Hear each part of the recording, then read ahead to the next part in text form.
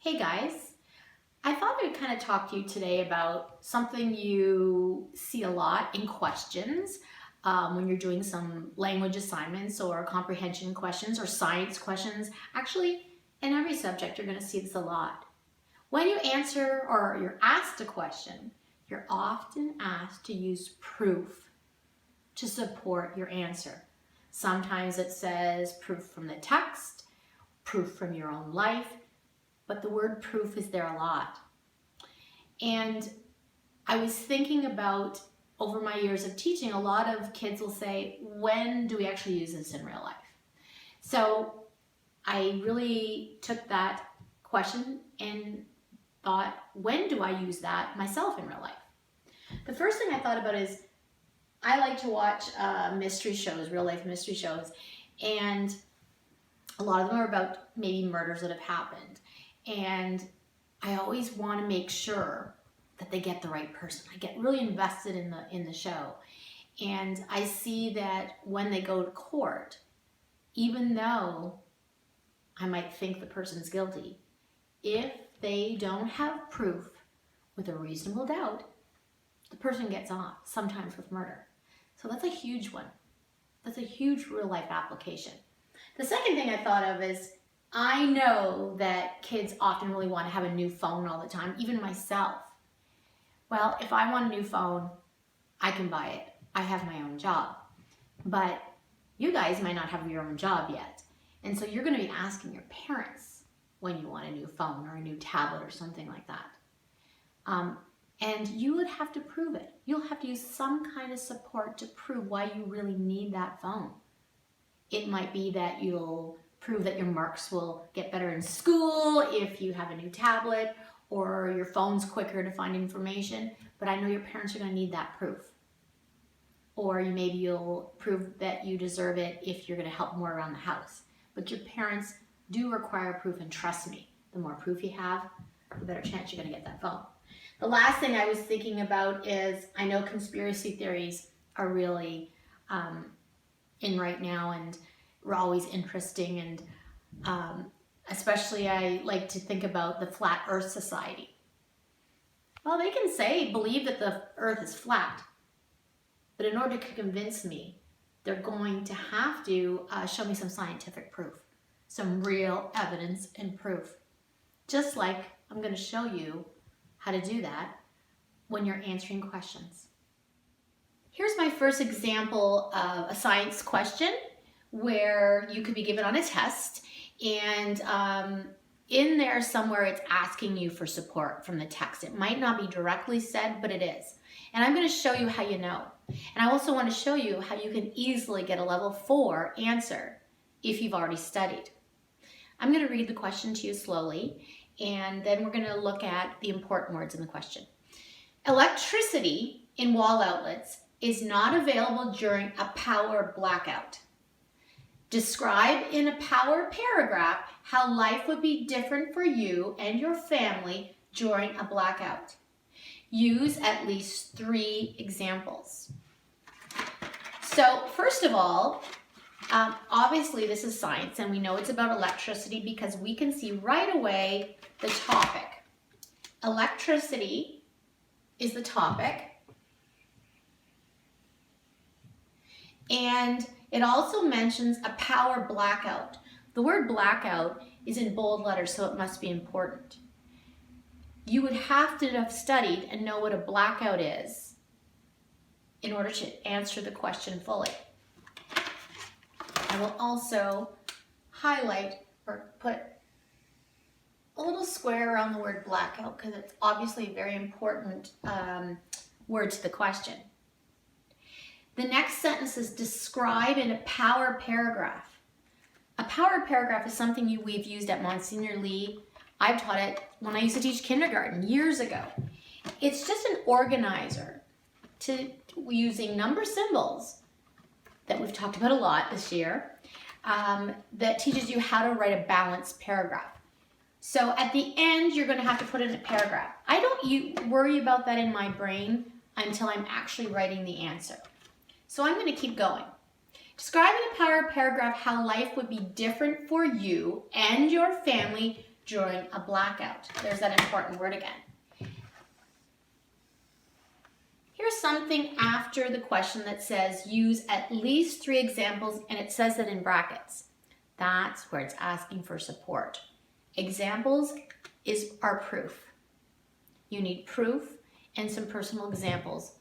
And this is the other reason I know why. Teachers give you a mark. They say this is going to be graded out of 8 points. So I see that if we have 3 examples, I would get 3 out of 8 right away. But I know that each example is going to need proof. Some kind of proof that connects to electricity and the blackout. So if there's an example with a proof with each example, I'm up to 6 points out of 8. Well, the next thing I would think is, why is the teacher making it out of 8? Because she wants it in a power paragraph. There's the other 2 marks. So I know that if I use a power paragraph and I have the 3 examples plus 3 explanations or proof that relate to electricity, I know that I could get 8 out of 8, a level 4 answer. So I'm going to show you in the next portion how we're going to do that. So the first thing I do, and I do this quickly in my brain, and I know you do too, is you're going to come up with 3 ways that a blackout or a power outage will affect you and your family. And I've seen this on answers. Even though the question was worth 8 points and there's lots of space for writing and it's asking for a paragraph, I've seen the examples really, really quickly. Up here you see 3 bullets. I call those bullets. They're just quick notes that are the 3 ways that the family is affected. The first one says food will spoil. The second one says lights will not work. And the third one says phones or computers will die. And some students have just left it at that. Those are examples, but doesn't show me that you understand why they're good examples, how it relates to electricity and how it's affecting your family. So it doesn't really truly show me that you understand. You might know it in your head, but there's no way you're going to show the teacher. I went over them in green because I use green as a color code for parts of a power paragraph, and I'm going to show you that later. But those are just details that are part of the paragraph, the first part. So here I have the 3 details or those things that I think will affect our family in a blackout, and I've done them in green. But in order to make sure the teacher knows that I understand the question, I have to add some more support. I have to elaborate on my initial details. So the first one, I said that food will spoil. Well, I want to support that, showing that I know how the lack of electricity will cause the food to spoil. So right beside it, I wrote, my fridge is plugged into an outlet that powers the fridge to stay cold. Without the cold, the food will spoil. The next bullet, I said lights will not work. How does that relate to a blackout? I have to support my answer with some proof, and I have to elaborate. So I said, electrical current runs through the wires of the house. The light switch connects the circuit and allows the flow of electrons to, and that's where I'm going to finish, I'm missing my red, must be over there, allows the flow of electricity to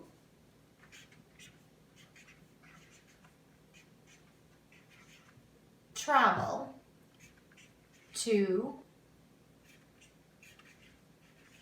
the light bulb.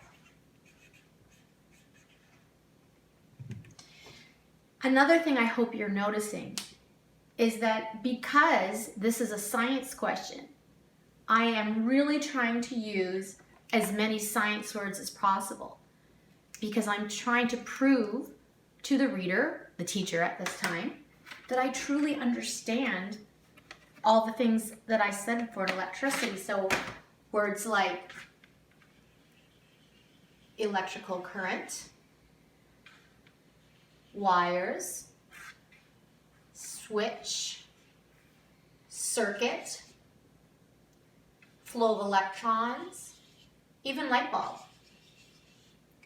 All those kind of words are proving that I do understand this concept, and I'm really going for full marks and to get on this question. I have one more that I'm going to work on now.